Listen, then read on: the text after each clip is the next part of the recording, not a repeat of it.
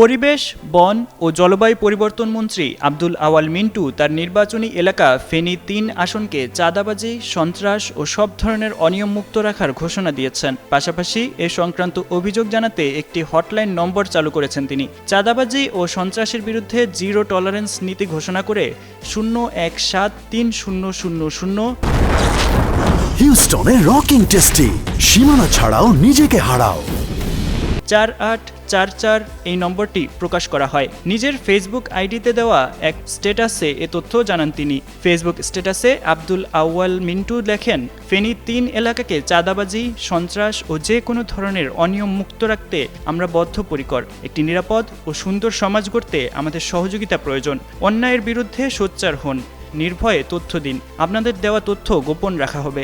একই স্ট্যাটাসে সবাইকে সচেতন হওয়ার পাশাপাশি অন্যদেরও সচেতন করার আহ্বান জানান তিনি। মন্ত্রীর এমন উদ্যোগের কার্যকর বাস্তবায়ন হলে এলাকায় আইনশৃঙ্খলা পরিস্থিতির উন্নতি হবে বলে আশা করছেন এলাকাবাসী।